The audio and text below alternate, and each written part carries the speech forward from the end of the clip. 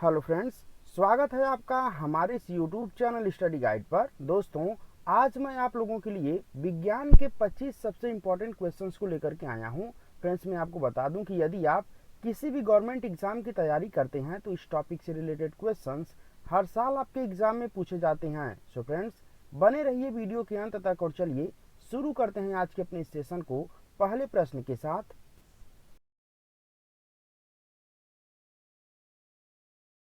Question number 1, निम्न में से किस धातु को धातुओं का राजा कहा जाता है? सो फ्रेंड्स, इसका जो सही जवाब है वह ऑप्शन है सोना को। फ्रेंड्स, मैं आपको बता दूं कि सोना, जिसे गोल्ड के नाम से भी जाना जाता है, फ्रेंड्स इसे धातुओं का राजा भी कहा जाता है। तो इस तरह से आपका ऑप्शन ए सही हो जाता है। चलिए बढ़ते हैं क्वेश्चन की तरफ। क्वेश्चन नंबर 2, पृथ्वी के केंद्रीय भाग में सबसे अधिक कौन सी धातु पाई जाती है? सो फ्रेंड्स, इसका जो सही जवाब है वह ऑप्शन बी निकेल। फ्रेंड्स, मैं आपको बता दूं कि पृथ्वी के केंद्रीय भाग में सबसे अधिक निकेल धातु पाई जाती है, वहीं दूसरे स्थान पर लोहा पाया जाता है। तो इस तरह से आपका ऑप्शन बी सही हो जाता है। चलिए बढ़ते हैं क्वेश्चन की तरफ। क्वेश्चन नंबर 3, मोबाइल फोन के बैटरियों में मुख्यतः किस धातु का प्रयोग किया जाता है? सो फ्रेंड्स, इसका जो सही जवाब है वह ऑप्शन है लिथियम का। फ्रेंड्स, मैं आपको बता दूं कि मोबाइल फोन के बैटरियों में मुख्यतः लिथियम धातु का प्रयोग किया जाता है। तो इस तरह से आपका ऑप्शन है सही हो जाता है। चलिए बढ़ते हैं क्वेश्चन की तरफ। क्वेश्चन नंबर 4, निम्न में से किस खनिज को झूठा सोना या मूर्खों का सोना कहा जाता है? सो फ्रेंड्स, इसका जो सही जवाब है वह ऑप्शन सी आयरन पायराइट को। फ्रेंड्स, मैं आपको बता दूं कि आयरन पायराइट, जिसका फार्मूला Fe2 होता है, फ्रेंड्स इसे झूठा सोना या फिर मूर्खों के सोने के नाम से भी जाना जाता है। तो इस तरह से आपका ऑप्शन सी सही हो जाता है।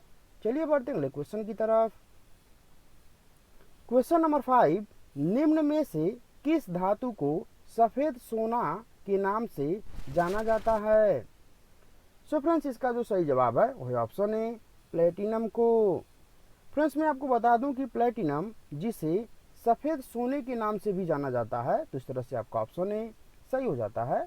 चलिए बढ़ते हैं क्वेश्चन की तरफ। क्वेश्चन नंबर 6, निम्न में से किस तत्व के उपस्थिति के कारण प्याज एवं लहसुन में गंध आती है? सो फ्रेंड्स, इसका जो सही जवाब है वह ऑप्शन बी पोटेशियम के।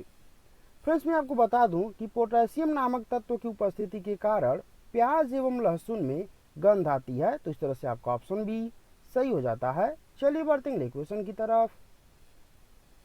क्वेश्चन नंबर 7, निम्न में से किस यौगिक को नीला थोथा के नाम से भी जाना जाता है?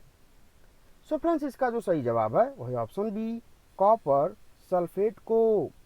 फ्रेंड्स, मैं आपको बता दूं कि कॉपर सल्फेट, जिसका फार्मूला CuSO4 × 5H2O होता है, फ्रेंड्स इसे तूतिया एवं नीला थोथा के नाम से भी जाना जाता है। क्वेश्चन नंबर 8, जंग रहित लोहा बनाने में निम्न में से किस धातु का प्रयोग किया जाता है? सो फ्रेंड्स, इसका जो सही जवाब है वह ऑप्शन बी क्रोमियम का। फ्रेंड्स, मैं आपको बता दूं कि क्रोमियम, जिसे हम Cr से रिप्रेजेंट करते हैं, फ्रेंड्स इसका प्रयोग जंग रहित लोहा बनाने में किया जाता है। तो इस तरह से आपका ऑप्शन बी सही हो जाता है। चलिए बढ़ते हैं क्वेश्चन की तरफ। क्वेश्चन नंबर 9, पानी के अंदर गोताखोर सांस लेने के लिए किन गैसों का प्रयोग करते हैं? सो फ्रेंड्स, इसका जो सही जवाब है वह ऑप्शन सी ऑक्सीजन तथा हीलियम का। फ्रेंड्स, मैं आपको बता दूं कि पानी के अंदर गोताखोर सांस लेने के लिए ऑक्सीजन तथा हीलियम का प्रयोग करते हैं। तो इस तरह से आपका ऑप्शन सी सही हो जाता है। चलिए बढ़ते हैं क्वेश्चन की तरफ। क्वेश्चन नंबर 10, निम्न में से किस गैस को अश्रु गैस के नाम से भी जाना जाता है? सो फ्रेंड्स, इसका जो सही जवाब है वह ऑप्शन है अमोनिया को। फ्रेंड्स, मैं आपको बता दूं कि अमोनिया, जिसका केमिकल फार्मूला NH3 होता है, फ्रेंड्स इसे अश्रु गैस या फिर टीयर गैस के नाम से भी जाना जाता है। तो इस तरह से आपका ऑप्शन ए सही हो जाता है। चलिए बढ़ते हैं अगले क्वेश्चन की तरफ। क्वेश्चन नंबर 11, प्रयोगशाला में बनाए जाने वाला पहला कार्बनिक पदार्थ कौन सा है? सो फ्रेंड्स, इसका जो सही जवाब है वह ऑप्शन बी यूरिया।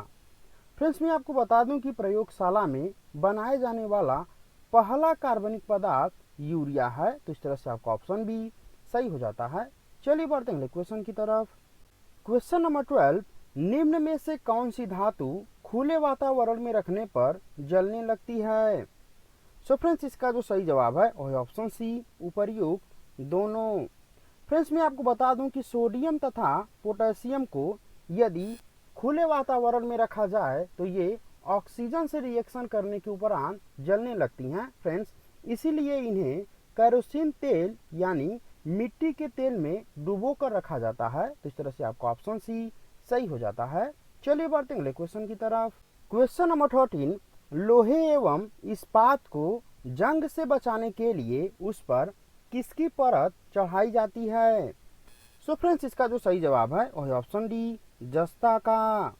फ्रेंड्स, मैं आपको बता दूं कि जस्ता, जिसे हम जिंक के नाम से भी जानते हैं, फ्रेंड्स इसे लोहे एवं इस्पात को जंग से बचाने के लिए इसकी एक पतली परत को चढ़ाई जाती है। फ्रेंड्स, इस परत को चढ़ाने की प्रक्रिया को हम गैल्वेनाइजेशन या फिर यसद लेपन के नाम से भी जानते हैं। तो इस तरह से आपका ऑप्शन डी सही हो जाता है। चलिए बढ़ते हैं क्वेश्चन की तरफ। क्वेश्चन नंबर 14, मतदान के समय मतदाताओं के अंगुलियों पर निशान लगाने के लिए किस रसायन का प्रयोग किया जाता है? सो फ्रेंड्स, इसका जो सही जवाब है वह ऑप्शन है सिल्वर नाइट्रेट का।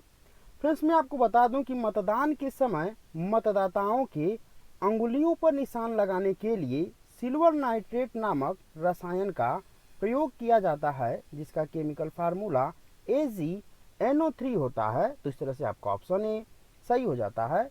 चलिए बढ़ते हैं क्वेश्चन की तरफ। क्वेश्चन नंबर 15, निम्न में से किस गैस को हंसाने वाली गैस या फिर लॉफिंग गैस के नाम से भी जाना जाता है? सो फ्रेंड्स, इसका जो सही जवाब है वह ऑप्शन बी नाइट्रस ऑक्साइड को।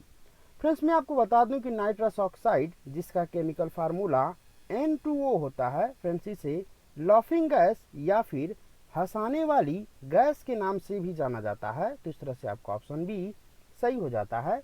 चलिए बढ़ते हैं क्वेश्चन की तरफ। क्वेश्चन नंबर 16, पुलिस द्वारा नशे में गाड़ी चलाने वालों की सांस की जांच के लिए फिल्टर पेपर पर किसका प्रयोग किया जाता है? सो फ्रेंड्स, इसका जो सही जवाब है वह ऑप्शन है पोटेशियम डाइक्रोमेट सल्फ्यूरिक अम्ल का। फ्रेंड्स, मैं आपको बता दूं कि यदि कोई व्यक्ति अल्कोहल पी करके गाड़ी चलाता है और पुलिस उसकी सांस की जांच के लिए जिस यंत्र का प्रयोग करती है, उसके फिल्टर पेपर पर पोटेशियम डाइक्रोमेट सल्फ्यूरिक अम्ल लगा होता है। तो इस तरह से आपका ऑप्शन ए सही हो जाता है। चलिए बढ़ते हैं क्वेश्चन की तरफ। क्वेश्चन नंबर 17, पेट्रोल तथा डीजल के अधूरे जलने से निम्न में से कौन सी गैस निकलती है? सो फ्रेंड्स, इसका जो सही जवाब है वह option B carbon monoxide. Friends, मैं आपको बता दूं कि यदि वाहनों में या फिर किसी भी औद्योगिक कारखानों में पेट्रोल एवं डीजल अधूरे जलते हैं तो उनसे कार्बन मोनोऑक्साइड गैस निकलती है, जिसे हम CO से रिप्रेजेंट करते हैं। तो इस तरह से आपका ऑप्शन बी सही हो जाता है। चलिए बढ़ते हैं क्वेश्चन की तरफ।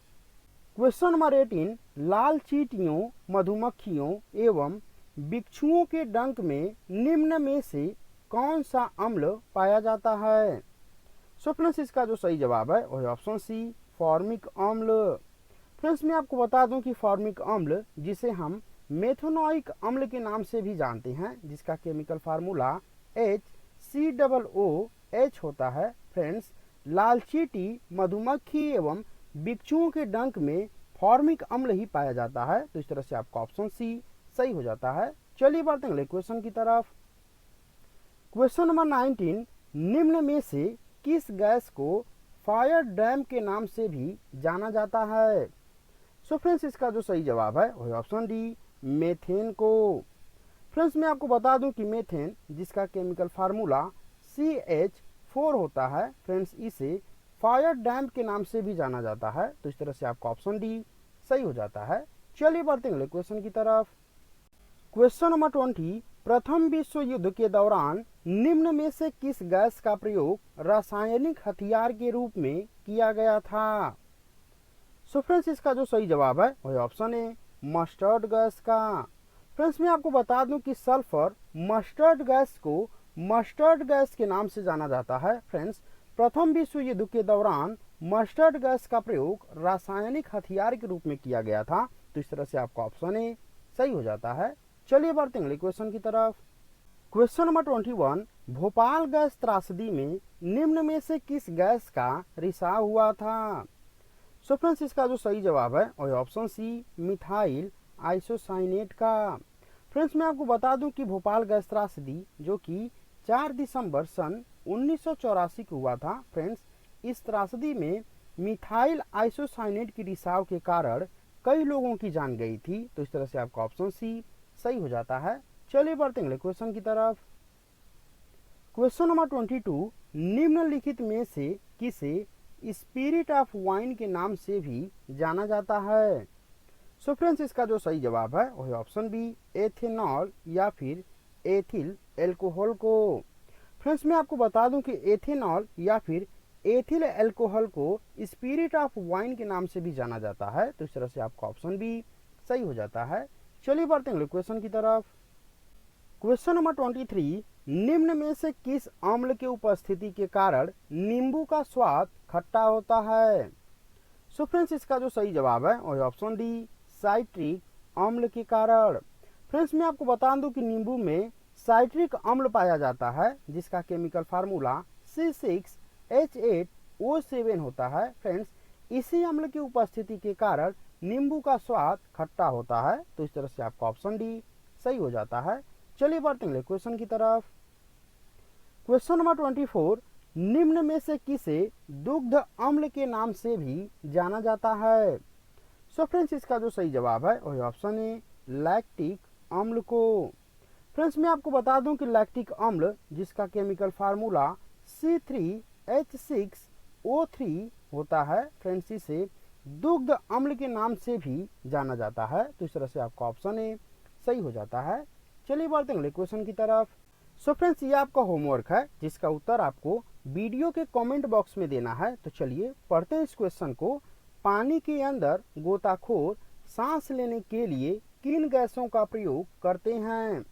पानी के अंदर गोताखोर सांस लेने के लिए किन गैसों का प्रयोग करते हैं? आपके ऑप्शंस हैं ऑप्शन ए ऑक्सीजन तथा नाइट्रोजन का, ऑप्शन बी ऑक्सीजन तथा आर्गन का, ऑप्शन सी ऑक्सीजन तथा हीलियम का, या फिर ऑप्शन डी ऑक्सीजन तथा नियॉन का।